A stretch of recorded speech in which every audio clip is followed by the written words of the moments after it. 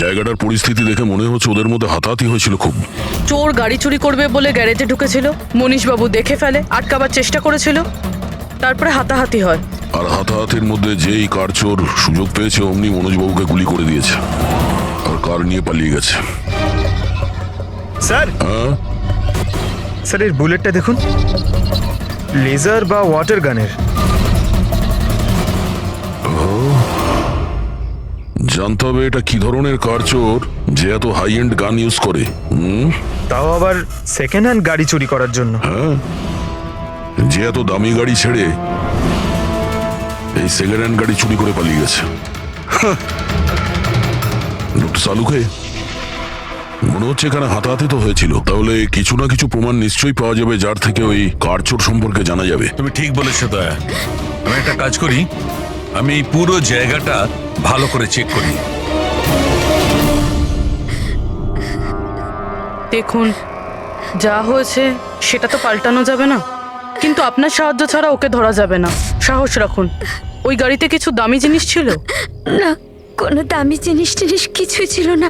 ওই গাড়িটা তো মনোজ 2 দিন আগে কিনে এনেছিল কোথা থেকে কিনেছিল ওই গাড়ি? ভিকার বাজার থেকে। আর ও একবারই চালিয়েছিল ওই গাড়িটা। পঙ্কজ, ট্রাফিক পুলিশ আর কন্ট্রোল রুমকে ফোন করো। এই গাড়িটা যেখানেই দেখতে পাক সঙ্গে সঙ্গে যেন আমাদের ইনফর্ম করে, ঠিক আছে? আর পূরবী, আমাদের রেকর্ড দেখে জানো যে এই ধরনের মর্ডার্স অপারেন্ডি করার মতো কার চোর কে আছে। আর হ্যাঁ, এখানে যত লোকাল কার চোর আছে সবার ব্যাপারে জানো। স্যার,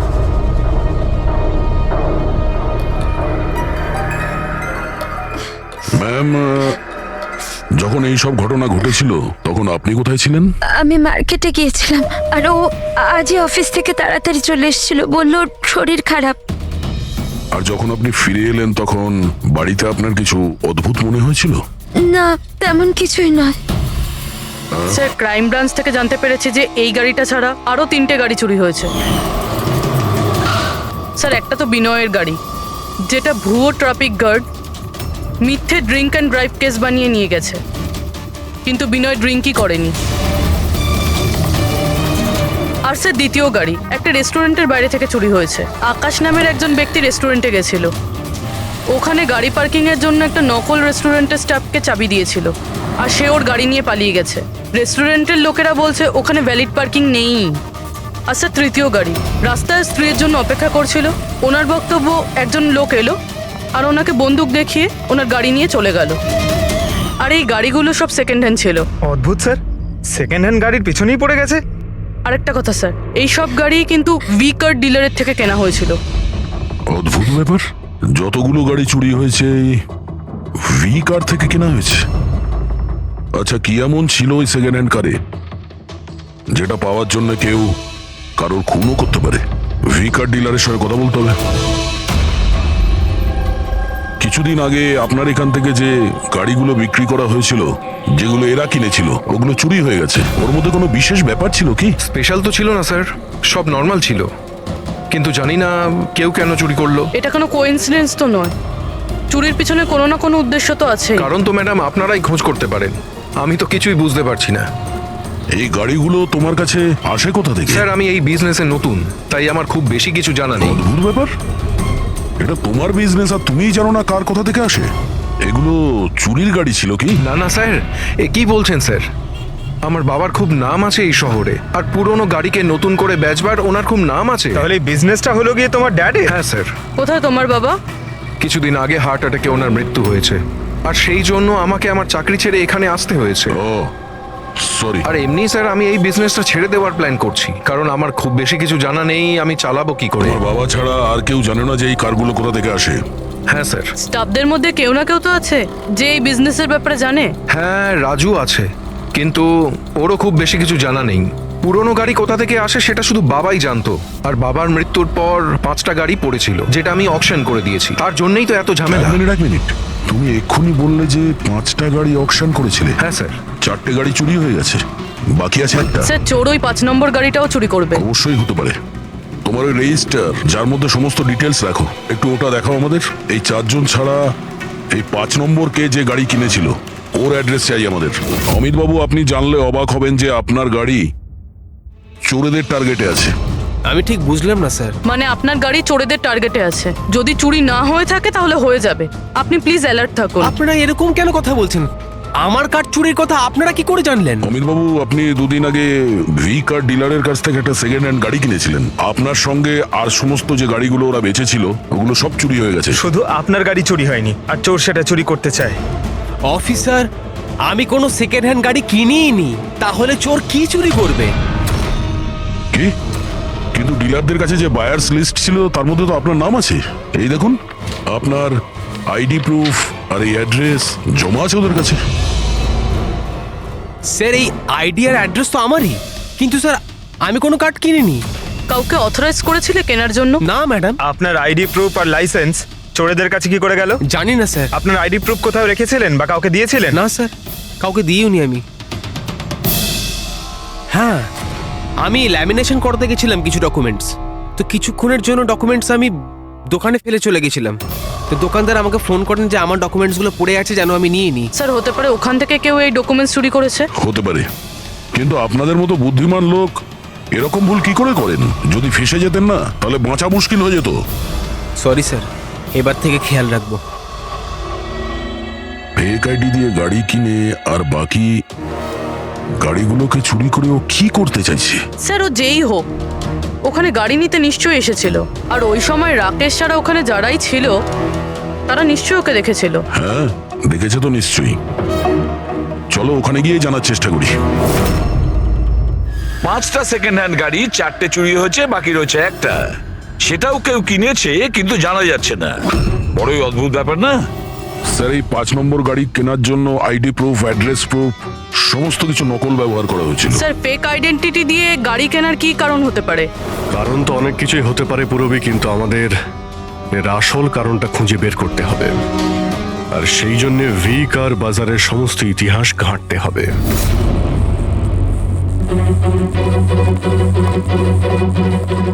স্যার, হ্যাঁ, স্যার, নরেশ কুমারের সমস্ত রেকর্ড আমি চেক করলাম। যে ভি কার বাজারের মালিক ছিল, প্রত্যেকটা অকশনে অন্তত 5টা গাড়ি বিক্রি হতো। তাহলে অভিজিৎ, আগে যারা গাড়ি কিনেছিল তাদের ব্যাপারে নিশ্চয়ই জানা গেছে। হ্যাঁ স্যার, প্রত্যেকেরই ব্যাকগ্রাউন্ড চেক করেছি। প্রত্যেকেই স্যার খুবই সম্মানীয় ব্যক্তি, কোনো ক্রিমিনাল রেকর্ড নেই, ঠিকঠাকই আছে। কিন্তু এখন যে গাড়িগুলো চুরি হচ্ছে সেগুলোর রেজিস্ট্রেশন থেকে তো আমরা কিছু জানতে পারি গাড়িগুলোর ব্যাপারে। স্যার, ওই সমস্ত গাড়িগুলো উধাও হয়ে গেছে, আর ওই রেজিস্ট্রেশন নাম্বারের কোনো গাড়ি বর্তমানে নেই স্যার। আচ্ছা, লোকেদের জিজ্ঞাসাবাদ করেছো? হ্যাঁ স্যার, জিজ্ঞাসা করেছি, কিন্তু স্যার ওনারা জানেন না যে গাড়িগুলো কোথায় হারিয়ে গেল। তাহলে আমরা খোঁজ নেব ওই গাড়িগুলো কারা চুরি করছে, যেটা পাওয়ার জন্য একটা খুন পর্যন্ত হয়ে গেল। হ্যাঁ সালুকে বলো। আচ্ছা, তাহলে ঠিক আছে, আমরা আসছি। হ্যাঁ, সালুকে কিছু পেয়েছে।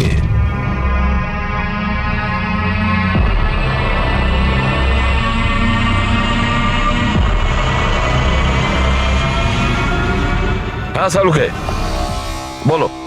বস, ক্রাইম স্পটে আমি এই পাতাটা পেয়েছি, হ্যাঁ। যেটা একটা বাওবার ট্রি এর। বাউয়া ট্রি? ওখানে আশেপাশে তো কোনো বাওবাব গাছ ছিল না। তো, পাতাটা বাইরে থেকে এসেছে। স্যার, হতে পারে এই পাতা খুনির জামায় লেগেছিল। হতে পারে। স্যার, এই পাতার সাথে সাথে আরো একটা প্রমাণ পাওয়া গেছে। এই পোকাটা, এটাকে রাইনো বিটল বলে, আর এটা শুধু জঙ্গলে পাওয়া যায়। জঙ্গলের গাছের ব্রাঞ্চেস, স্টেমস আর ঘাসের স্তূপের মধ্যে পাওয়া যায়। এটাও হয়তো বাইরে থেকেই এসেছিল, হয়তো খুনির জুতো বা ড্রেসের মধ্যে লেগে। মানে খুনি এমন জায়গায় যাতায়াত করে যেখানেই রাইনো বিটল পোকাটা আছে আর বাওবাবের গাছও আছে। খোঁজ নিয়ে দেখতে হবে সেই জায়গা যেখানে বাউবা ট্রি আর রায়না বিটল পাওয়া যায়। স্যার, শহরের বাইরে জঙ্গলের মধ্যে 3-4টে এলাকা আছে যার মধ্যে এরকম গাছ পাওয়া যায়। তাহলে একটা কাজ করা যাক, ওই জঙ্গলে যাওয়ার পথে আশেপাশে যদি কোনো সিসিটিভি ক্যামেরা লাগানো থাকে তাহলে সেটার ফুটেজ চেক করতে হবে। হতে পারে ওই খুনি চুরি করা ওই গাড়িগুলোকে নিয়ে জঙ্গলের দিকে যাচ্ছিল যেখানে বাউবা ট্রি আছে আর রাইনো বিটল পাওয়া যায়।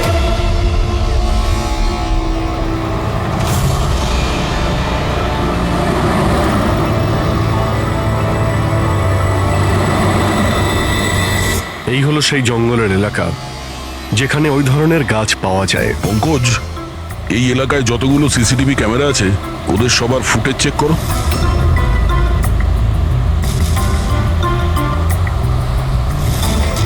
আরটিও সেন্টার, আমি ইন্সপেক্টর পঙ্কজ বলছি। আমি ট্রাফিক ক্যামসের ফুটেজ চেক করতে চাই। আমার পাসপোর্ট প্রয়োজন। হ্যাঁ,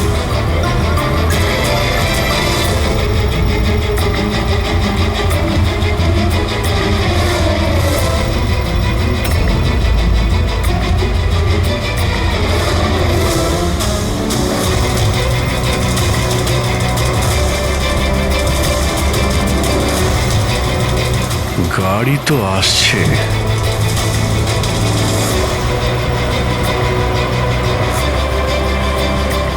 স্যার রাস্তা তো এখানেই শেষ হচ্ছে, মনে হচ্ছে গাড়িগুলো এখানেই আছে।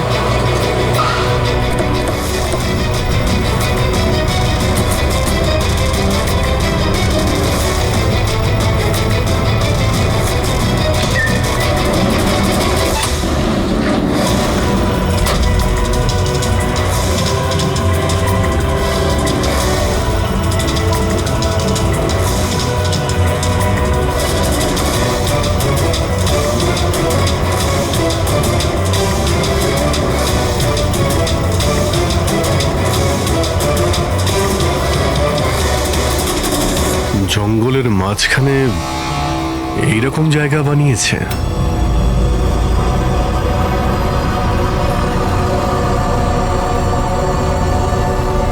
এখানে কোনো গাড়িও দেখতে পাচ্ছি না।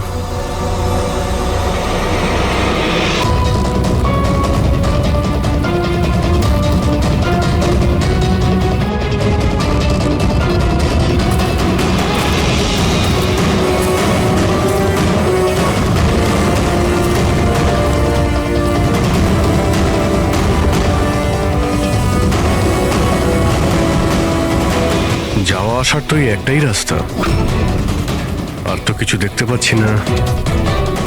কিছুই বুঝতে পারছি না। স্যার গাড়ি কেন? টায়ারের চিহ্নও পাইনি।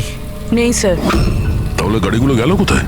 উধাও হয়ে গেল নাকি? আরে তো ডেড এরিয়া, আগে যাওয়ার রাস্তাও নেই। গাড়ি যদি এখান থেকে ফেরত যেত তাহলে ফুটেজে পাওয়া যেত। এই 5টা গাড়ি শিওর তো এখানেই এসেছিল, এবার এখান থেকে কোথায় গেল সেটাই বুঝতে পারছি না। আচ্ছা, এই গাড়িগুলো মাটিতে ঢুকে গেছে না আকাশে উড়ে গেছে? স্যার, যে গাড়িগুলো চুরি হয়েছিল তার মধ্যে বিনয় আর এই আকাশ, ওরাই এই স্কেচটা বানিয়েছে। এ কোনো পুরনো পাবি নয় তো? না স্যার, রেকর্ড চেক করেছি, তার মধ্যে তো নেই। এ নতুন খেলোয়াড় মনে হচ্ছে। আচ্ছা, গাড়িগুলোর সঙ্গে স্যার এও নিখোঁজ। স্যার, হ্যাঁ দা। এই দেখুন,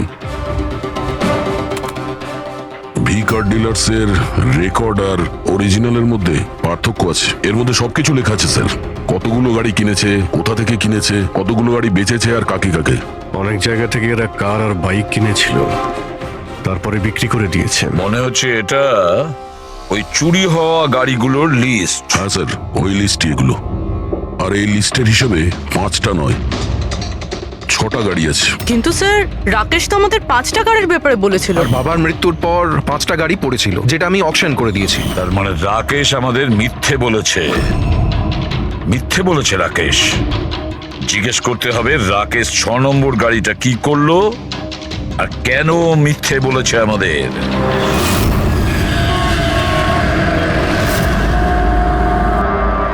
স্যার, আমি আপনাদের মিথ্যে কেন বলবো? তুমি আমাদের ওই 6 নম্বর গাড়িটার ব্যাপারে বলনি কেন? কোন 6 নম্বর গাড়ি? সেই গাড়িটা যেটা তোমার বাবা অকশনের জন্য নিয়ে গেছিল। গাড়ি 6টা ছিল, 5টা নয়। হ্যাঁ স্যার, ওই গাড়িটা আমি আমার এমপ্লয়ি রাজুকে দিয়েছিলাম। হ্যাঁ, এই রাজু আছে। আরে সোজাভাবে কথা বলতে পারছো না? গোল গোল ঘোরাচ্ছ কেন? আমাদেরও সময় নষ্ট করছে আর নিজেরও। রাজুকে গাড়ি কেন দিয়েছিলে? হ্যাঁ স্যার, রাজু আমার বাবার সঙ্গে বহুদিন ধরে কাজ করছে, আর ও বলেছিল গাড়িটা আমাকে দিয়ে দাও, আমি ট্যাক্সির মতো ব্যবহার করব, আমার খরচ তুলে নেব। আর এমনি ব্যবসা বন্ধ করার ছিল, তাই আমি ওকে গাড়িটা দিয়ে দিয়েছিলাম, আর তার বদলে কিছু টাকাও পেয়েছিলাম। কিন্তু স্যার 6 নম্বর গাড়ির তো অকশন হয়নি, আর খুনি কোনো না কোনো কারণে তো সেকেন্ড হ্যান্ড গাড়ির পিছনেই পড়ে আছে। স্যার, হতে পারে খুনি ওটাকেও চুরি করার চেষ্টা করছে। আচ্ছা, রাজু এখন কোথায়? রাজু তো আজকে আসেনি। এই রাজুর বাড়ির অ্যাড্রেস দাও। যেভাবেই হোক এই 6 নম্বর গাড়ি আর রাজুকে খুঁজতেই হবে। স্যার, এই রাজু বাড়িতে নেই। ওর ফোন ট্রেস করো, দেখো ওর কারেন্ট লোকেশন কোথায় দেখাচ্ছে। Right sir. স্যার, এই গাড়িগুলো চুরি হওয়ার পিছনে ওনারের ছেলে রাকেশের হাত নেই তো? কারণ অকশনের ব্যাপারে ওই জানতো, আর কোন গাড়িটা কার কাছে যাবে এটার ব্যাপারেও ডিটেলস ওই জানতো। না পূর্বী, এই সবার পেছনে রাকেশের হাত তো হতে পারে না। যদি ওর হাত থাকতো তাহলে ও কার বিক্রি করতো কেন? যদিও কার চুরি করাবে তাহলে অকশন কেন করলো? স্যার, লোকেশন পেয়ে গেছি ওর, হাইওয়ে নাম্বার 45। Highway number 45। এই রাজুই বলবে গাড়ি চুরির পিছনে কার হাত রয়েছে।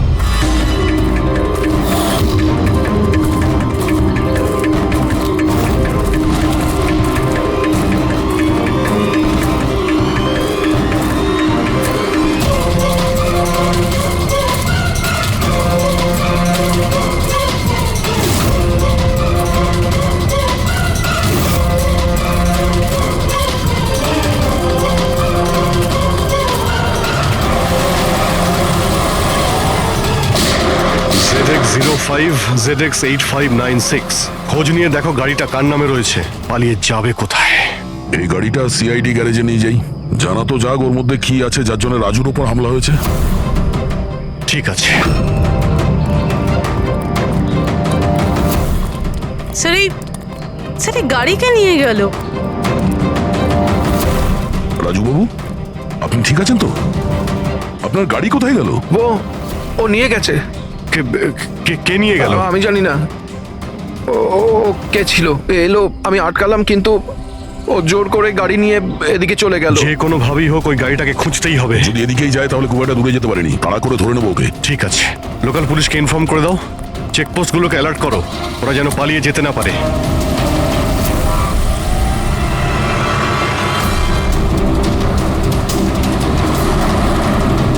শহরের আউটার এরিয়া এটা, সামনে চেকপোস্ট আছে, আমার মনে হচ্ছে এদিক দিয়েও যাবে না, আমরা আগে থেকে বাঁদিকে নিয়ে নিচ্ছি। ওকে, ওই তো গাড়িটা।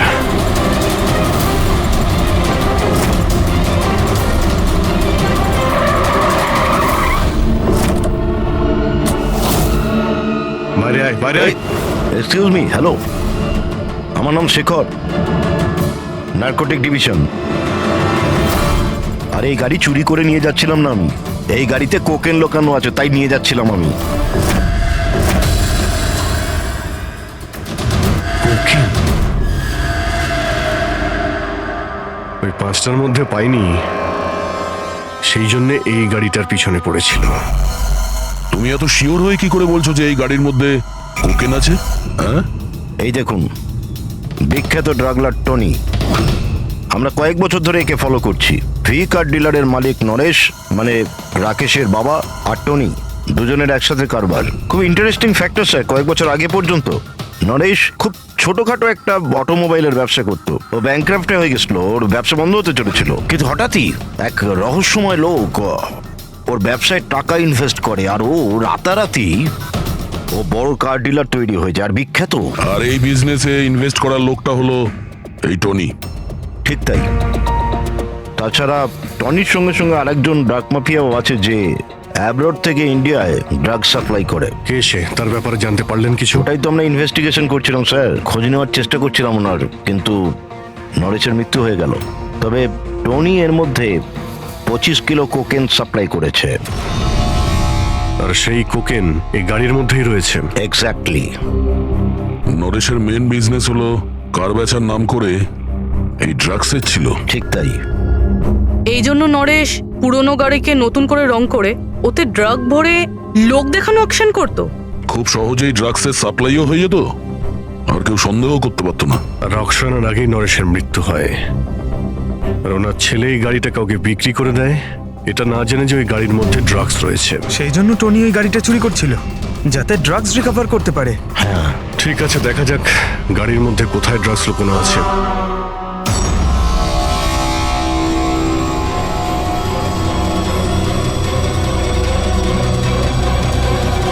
স্যার, ড্রাগস কোথাও দেখতে তো পাচ্ছি না। মনে হচ্ছে পুরো গাড়িটাকেই খুলতে হবে।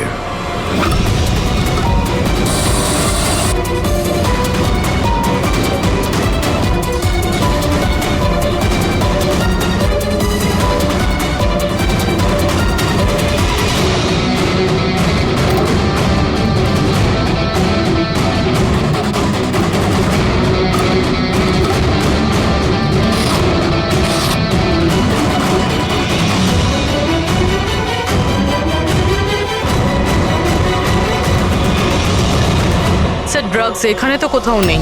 হতে পারে ওই 5টা গাড়ির মধ্যে রয়েছে, কিন্তু ওগুলো তো পাওয়া যাচ্ছে না। এরকমও তো হতে পারে যে গাড়ি থেকে ড্রাগ বার করে নেওয়া হয়েছে আর তারপর গাড়িকে ভ্যানিশ করা হয়েছে। আমি এক কাজ করি, আমার কিছু ইনফরমার্স আছে, সেখানে ওদেরকে ট্যাপ করার চেষ্টা করি, আর যেই কিছু পাবো আমি আপনাদের ইনফর্ম করে দেবো। ওকে, থ্যাংক ইউ।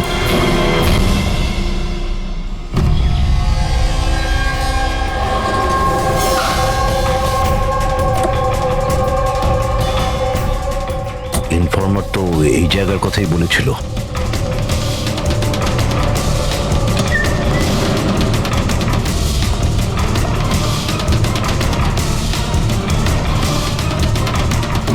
হ্যাঁ বলুন। আমি এখানে কিছু পেয়েছি, আপনারা তাড়াতাড়ি এখানে চলে আসুন, আর সঙ্গে করে ডক্টর শালুমকেও নিয়ে আসবেন, আর ওনাকে বলবেন যে পোর্টেবল করোসিভ কেমিক্যাল ডিটেক্টরটাকেও নিয়ে আসতে। কি হয়েছে, কিছু পেয়েছেন আপনি? আপনারা প্লিজ তাড়াতাড়ি চলে আসুন এখানে, একবার এলেই আমি আপনাদের সব এক্সপ্লেন করে দেবো, প্লিজ। Thank you.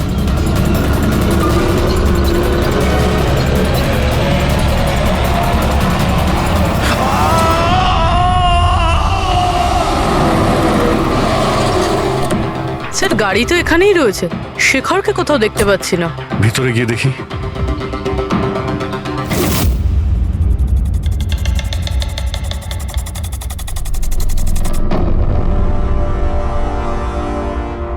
অভিজিৎ, তুমি এখানে একটা অদ্ভুত গন্ধ পাচ্ছ না? হ্যাঁ স্যার, একটা কেমন গন্ধ পাচ্ছি, একটু ঝাঁঝালো টাইপ।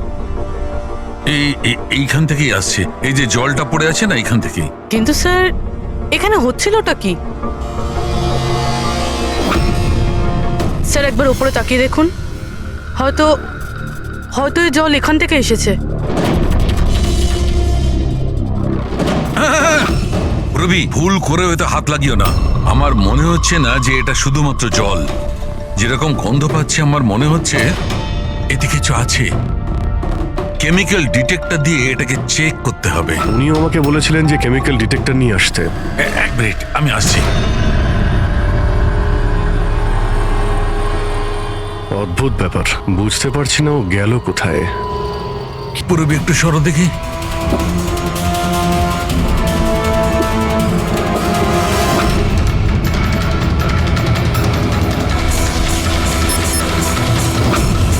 অভিজিৎ, আমার সন্দেহ একদম ঠিক ছিল। এটা শুধুমাত্র জল নয়, এটাতে খুবই পাওয়ারফুল আর সাংঘাতিক কেমিক্যাল মেশানো আছে, যা মুহূর্তের মধ্যে যে কোনো জিনিসকে গলিয়ে দিতে পারে। কিন্তু স্যার, আমরা তো কেমিক্যালের উপরে দাঁড়িয়ে আছি, আমাদের তো কিছুই হয়নি, জুতো একদম ঠিক আছে। অভিজিৎ, কপাল ভালো, কেমিক্যালটা এখনো কাজ করছে না, কম মাত্রায় আছে, তাই আমরা বেঁচে গেছি। অভিজিৎ, এই যে জলটা না, এই জলটা এখানে এই জন্য এসেছে যে এখানে ধোয়া হয়েছিল কেমিক্যালটাকে। কেমিক্যালটা এখানে কেন ইউজ করা হয়েছিল? কি হয়েছিল কি এখানে?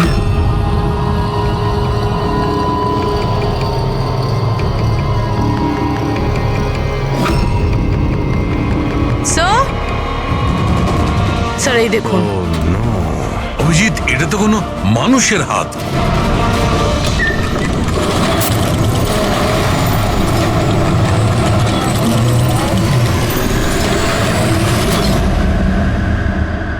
এটা কি করে বন্ধ হয়ে গেল? অভিজিৎ দেখেছো? এই দেখো, এটা হচ্ছে একটা মেকানিক্যাল ডিভাইস। এরই সাহায্যে দরজাটা বন্ধ করা হয়েছে। কোন একটা রিমোট দিয়ে দরজাটা বন্ধ করা হয়েছে। বাইরে বের হবো কি করে? বেরোনোর তো একটাই রাস্তা ছিল। কেন, এখানে আর কোনো রাস্তা নেই? স্যার আমরা আগে এখানে এসেছি স্যার, ভিতরে আসার এই একটাই আমরা রাস্তা। আটকে গেলাম।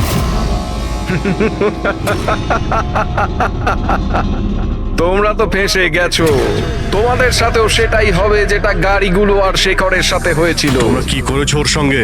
যে হাত তোমরা দেখেছিলে ওটা শেখরেরই ছিল। কে তুমি? কি চাইছো? দয়াকে ফোন করে বলো কি ও 6 নম্বর গাড়ি নিয়ে যেন এখানে চলে আসে। ওকে বলে দাও কোনো চালাকি না করতে, নাহলে প্রাণ চলে যাবে। কারণ এখানে সব রাস্তা বন্ধ আছে, যেটা আমার ইশারাতেই খোলে এবং বন্ধ হয়। বেশি ভাববার সময় নেই তোমাদের কাছে। এখন তুমি এবং তোমার বন্ধুদের প্রাণ তোমাদের হাতে আছে। আচ্ছা ঠিক আছে।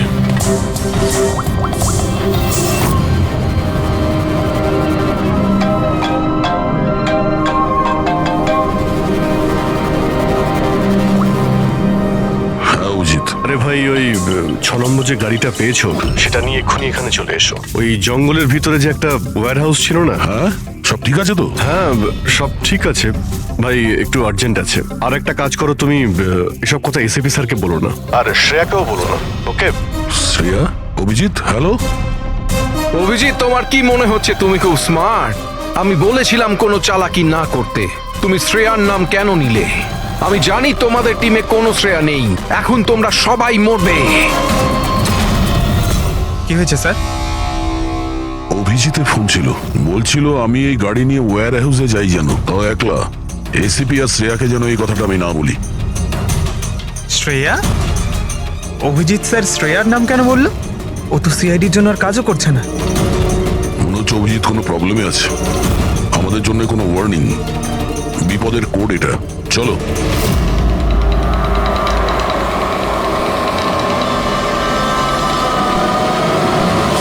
এই সরে এসো। পেছনে পেছনে। স্যার পিছনে সরে পেছনে। আসুন।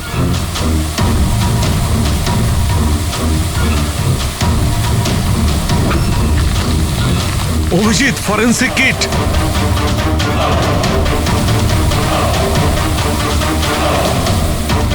স্যার এখান থেকে বের হতে হবে। যদি এখানে থেকে যাই তাহলে আমাদের অবস্থাও ফরেন্সিক কিটের মতো হবে। কিন্তু কিভাবে?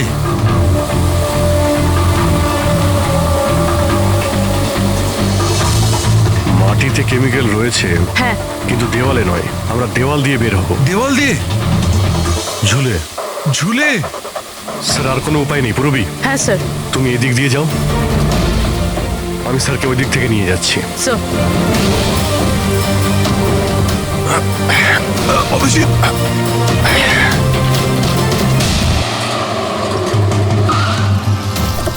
গাড়ি এখানেই আছে।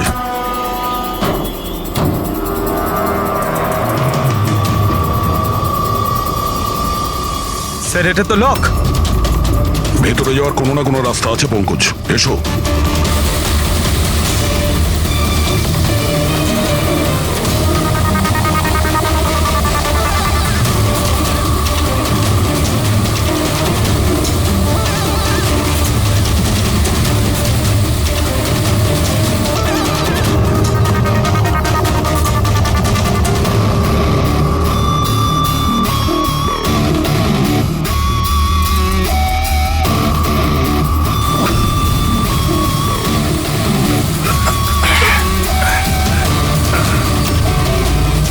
স্যার সামলে।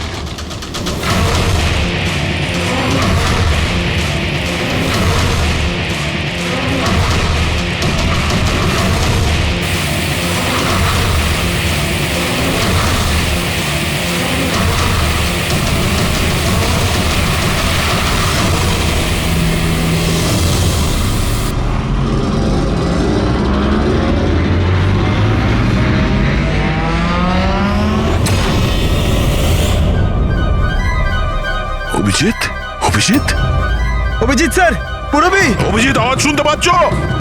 স্যার, আমার মনে হচ্ছে ওরা কিছু শুনতে পাচ্ছে না।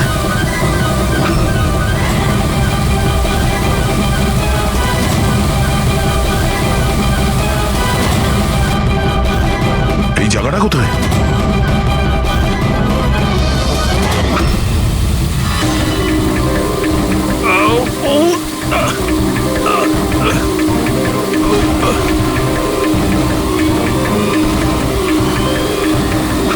Sir sir sir!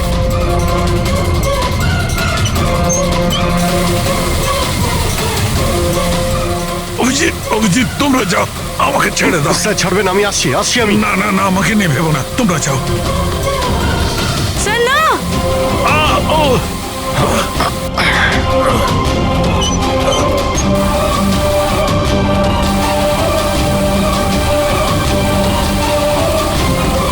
Sir sir sir sir, হাত ছাড়বেন না স্যার।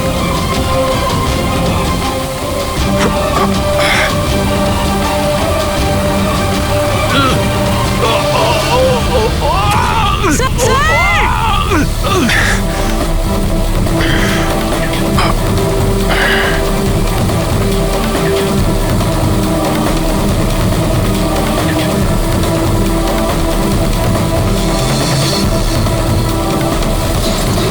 স্যার! সালুম কে স্যার? দেখো আশেপাশে কিছু আছে কিনা, তাড়াতাড়ি।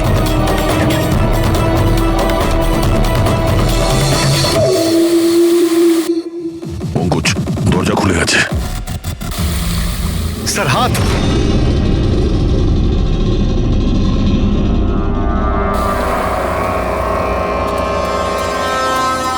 ডক্টর সামুকে? ভালো আছে? এটা কি করে হয়ে গেল ভাই? এখানে তো কেমিক্যাল ছিল। স্যার, আমরা বুঝতে পারিনি স্যার, অনেকগুলো নব ছিল, সবগুলো ঘুরিয়ে দিচ্ছি। হতে পারে সেই কারণে ওটা বন্ধ হয়ে গেছে আর জল আসা শুরু করেছে। এটাই ঘটেছে, এটাই ঘটেছে। তুমি যেটা করেছো, ওই যে কেমিক্যালের নবটা বন্ধ করে দিয়েছো, ওয়াটার নবটা খুলে দিয়েছো। জল যেই পড়েছে, কেমিক্যালও ধুয়ে গেছে এখান থেকে। থ্যাংক গড, আমার হাতটা ভালো আছে। থ্যাংক গড স্যার, আপনার হাতটা ভালো আছে, না হলে ফরেন্সিকের সমস্ত কাজ সারিকাকে করতে হতো। আরে স্যার, আমি আপনার ভালোর জন্যই বলছিলাম। আরে স্যার,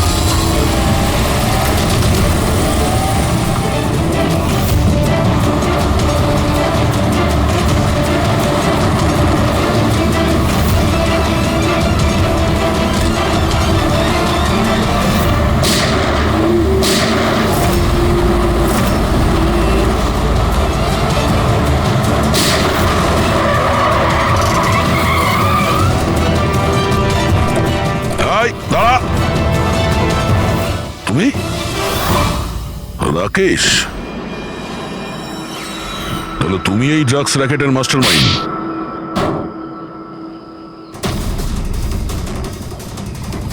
দাদা এই হলো সেই কার চোর। বাবা মারা গেছে তো ছেলে সামলে নিচ্ছে ড্রাগসের কারবার, হ্যাঁ? না স্যার, আমি তো ড্রাগসের ব্যাপারে জানতামই না। জানতে না? হ্যাঁ, তার জন্যই তুমি এত বড় ষড়যন্ত্র করেছিলে। শেখরকে তো মেরেই ফেলেছো তোমরা, আর আমাদেরও মারার চেষ্টা করেছিলে। স্যার আমি না, এ আর টনির লোকেরা করেছিল। স্যার ড্রাগসের ব্যাপারে ওই বলেছিল, আর গাড়িগুলো ওই চুরি করেছিল। তাহলে তুমি এর সাথে কিভাবে? ও আমার কাছে এসে বলেছিল যে তোর বাবা গাড়িতে 25 কিলো ড্রাগস লুকিয়ে রেখেছে। 5টা গাড়িতেই খুঁজে নিয়েছিলাম, ড্রাগস পাইনি। 6 নম্বর গাড়ি কোথায়? ও, তখনই তুমি বুঝতে পারলে যে কোটি টাকার ড্রাগস তুমি তোমার এমপ্লয়ি রাজুকে দিয়ে দিয়েছো গাড়িতে, হ্যাঁ? কোটি টাকার ড্রাগসের কথা শুনে আমার মনেও লোভ এসেছিল, আমিও এর সাথে মিলে গেছিলাম। গাড়িতে তো ড্রাগস ছিল না, আমরা তো খুঁজে দেখেছি।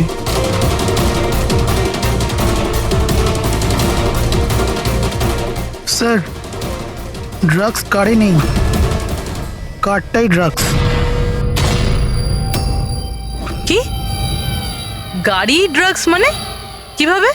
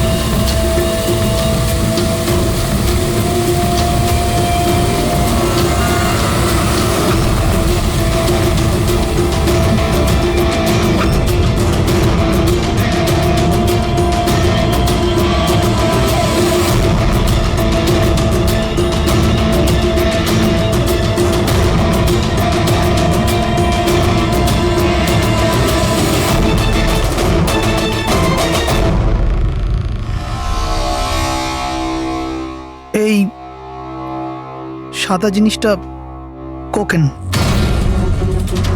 এগুলো সব রাকেশের বাবা করতো? হ্যাঁ স্যার, রাকেশের বাবা কোকেনের কেমিক্যাল কম্পাউন্ড বানাতো, কোকেন হাইড্রোক্লোরাইড। ওটা দিয়ে ফ্লেক্সি গ্লাস আর ফাইবার গ্লাস বানাতো, যেটা পুরনো গাড়িকে নতুন করতে ব্যবহৃত হতো, যেমন উইন্ডস্ক্রিন, উইন্ডোজ, বাম্পার আর গার্ড এইসব। তারপরে গাড়িগুলোকে এখানে নিয়ে আসতো, তারপরে এই কেমিক্যাল দিয়ে সেগুলোকে গলিয়ে কোকেন বার করতো। ট্রাক যে দিক থেকে ওদিকে যাচ্ছে কেউ জানতেও পারতো না। তোমাদের মতো লোক সমাজ আর দেশের শত্রু। কিছু টাকার জন্য তোমরা মৃত্যু বেচো, মৃত্যু। আইন তোমাদের কঠিন থেকে কঠিন শাস্তি দেবে। এটা তোমাদের মতো আরো লোকেদের জন্য শিক্ষা হবে। নিয়ে চলো এদের, এরাই বলবে ওই টনি কোথায় লুকিয়ে বসে আছে। চল। ওই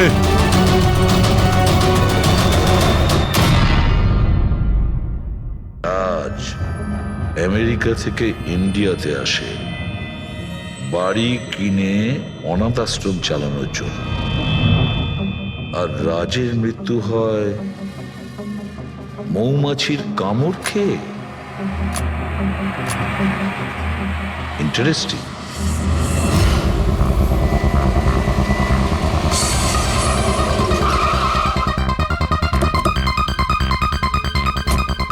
স্যার, এটা সেই বাংলো যেটা রাজ সরকারের থেকে নিলামে কিনেছিল। দেখে তো মনে হচ্ছে অনেকটাই প্রপার্টি। এই জায়গাটা দেখাশোনা তুমিই করো? আগে হ্যাঁ, বলুন। বলবেন আপনি, আমরা শুধু শুনবো। মানে সিআইডি। সিআইডি? হঠাৎ কি হলো স্যার? রাজ রাকেশ নামের একটা লোক এখানে খুন হয়েছে। যা হয়েছে খুব খারাপ হয়েছে। এই বাংলোটা উনি সরকারের থেকে কিনেছিলেন। হ্যাঁ, ওনারই কথা বলছি। ওনার তো খুন হলো, মৌমাছিরা কামড়ালো, তাই ওনার প্রাণ গেল। আমি তো নিজের চোখে দেখেছিলাম। হ্যাঁ, হয়তো তুমি দেখে থাকবে। এখানে এই বাংলোতে আসার আগে কোনো মহিলা ওনাকে হুমকি দিয়েছিলেন। ওই মহিলার ব্যাপারে তুমি জানো কিছু? আচ্ছা, ওই লালি সাহেব, ওই বুড়িটা তো নানা রকম সময় নানা রকম কথা বলে। ওর কথাগুলো আপনি সেভাবে নেবেন না। কোনটা সিরিয়াসলি নেব আর কোনটা নেব না ওটা আমরা ঠিক করব। আপনি শুধু এটা বলুন, ওই লালি ও থাকে কোথায়? কোথাও নয় স্যার। কোথাও না মানে? ওই বেচারির না কোনো ঘর আছে, না কোনো নিজের পরিবার। ব্যাস সারাদিন এদিক ওদিক ঘুরে বেড়ায়। না কোথাও হয়তো বসে বা খাবার টাবারও খায়, এমন কোনো জায়গা তো আছে যেখানে ও বেশিরভাগ সময় কাটায়? হ্যাঁ, পাশেই একটা পুকুর আছে, প্রায় ওখানে বসে থাকে। আচ্ছা, বাহ। তুমি একটা কাজ করো, তুমি গিয়ে লালির সঙ্গে দেখা করো, ততক্ষণ এই বাড়িটাকে আমি ভালো করে তল্লাশি করি। ঠিক আছে। এবার তুমি ওই জায়গাটা দেখাও যেখানে খুনটা হয়েছিল। আসুন স্যার। রাজ সাহেব এখানে পড়েছিলেন।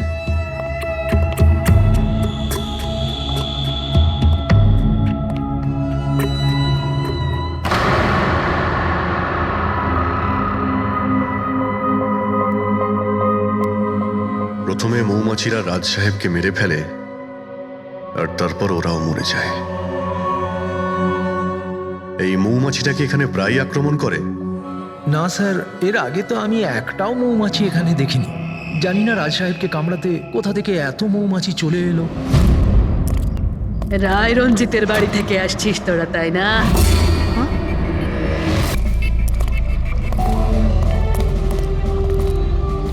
কি বললেন আপনি? রায় রঞ্জিতের বাড়ি থেকে আসছিস? আপনি কে? কেন গেছিলি ওখানে? নিজের মৃত্যুকে নিমন্ত্রণ জানাতে? স্যার, মনে হয় এই লালি। আপনি লালি না? তোকে কে বললো রে? তোকে তোকে রায় রঞ্জিতের চরগুলো এখানে পাঠিয়েছে, তাই না? হ্যাঁ, ওরাই পাঠিয়েছে তোকে, তাই না? কে কে রায় রঞ্জিত? সাপ ছিল একটা, সাপ। ওই লোকটা আমার ঠাকুমাকে ঠকিয়েছিল। ওনাকে নিজের বাড়ি থেকে ধাক্কা মেরে বার করে দিয়েছিল। বের করে দে ওকে। ছেড়ে দাও আমাকে, ছেড়ে দাও আমাকে, ছেড়ে দাও, পায়ে পড়ি। লজ্জা হওয়া উচিত তোমার রঞ্জিত। তুমি নিজের বৌদিকে বাড়ি থেকে বের করে দিচ্ছ। নিজের দাদার কথা তো অন্তত একবার ভাবতে। আরে দাদার কথা আবার কি ভাববো? ও নিজেই তো আঙুলের ছাপ দিয়ে এই বাড়িটা আমার নামে করে দিয়েছে। তুই ওকে মদ খাইয়ে বিশ্বাসঘাতকতা করে এই কাজটা করেছিস। এখন কিভাবে হয়েছে, কেন হয়েছে, এসব নিয়ে আলোচনা করে কি লাভ? শুধু ঠান্ডা মাথায় একটা জিনিস বুঝে